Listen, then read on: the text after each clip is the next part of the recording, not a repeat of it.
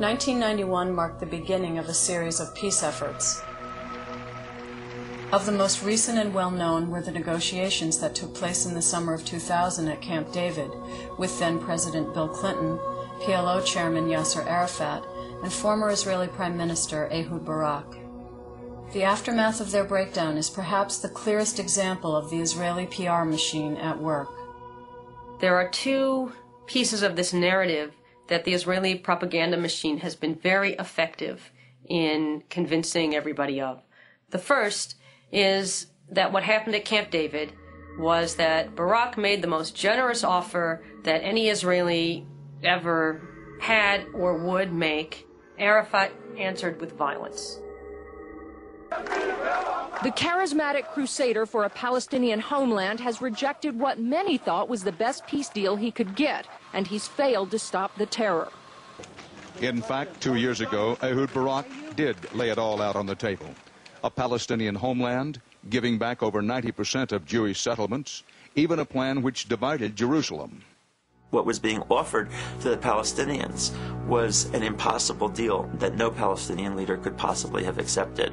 They proposed creating a Palestinian state in most of the West Bank and Gaza Strip. But this state was not going to have control over its borders. It was not going to have control over its airspace. It was not going to have control of the only resource, natural resource in that area, which were the major aquifers. And it was going to be bifurcated and crisscrossed by Israeli settlements and Israeli roads. So it was going to be broken up into at least 4 or 5 different pieces. It was a nominal Palestinian state within effectively a greater Israel. It's as if the Palestinians have been put in the basement of their house, and they, might be allowed most of the rooms, but Israel gets to control all of the hallways and some of the rooms. So you want to go from your living room to your bedroom, you got to go through an Israeli checkpoint. You want to go, from your kitchen to your bathroom, you got to go through an Israeli checkpoint. Well, do you really control your house under that set of circumstances? It did not offer Palestinians unimpeded access to their holy sites, and it did not offer Palestinians any solution to the 3 million Palestinian refugees who live in these refugee camps under horrendous conditions. The occupation was not being dismembered, it was being made more efficient. It was being consolidated, where Israel would maintain its strategic interests, whether it be hilltops, whether it be water, whether it be different agricultural things that they had interest in, and the Palestinians would have what was left, basically. And if they wanted to call it a state, they could call it a state. If they wanted to print postage stamps, they could print postage stamps. If they wanted to have a national anthem, feel free.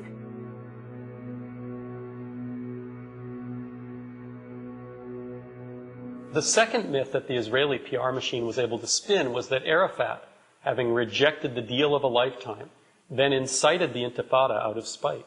The failure of these negotiations, which the United States supported, in which the Israelis made serious offers, that the Palestinians in leadership decided on a strategy of street fighting as a response.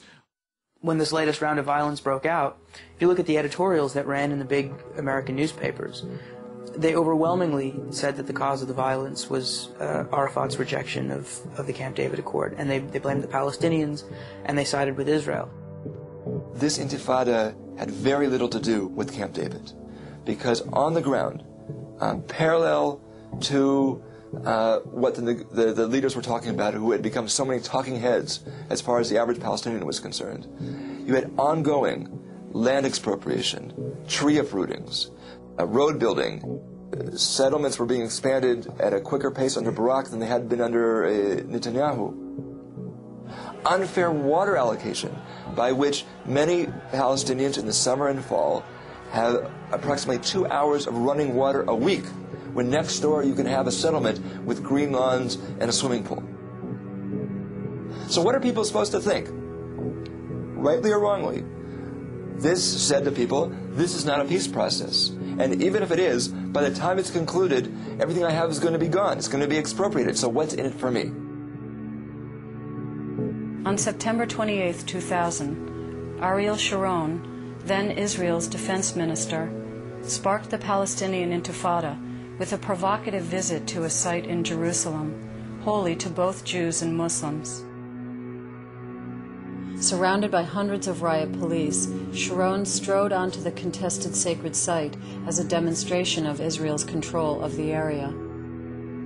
Sharon was met with protests from Palestinians, who began hurling rocks at police and who then stormed the holy site. Israeli riot police fired tear gas and rubber bullets at the protesters.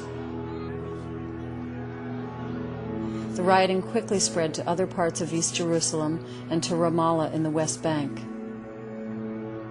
Dozens, both Israelis and Palestinians, were injured.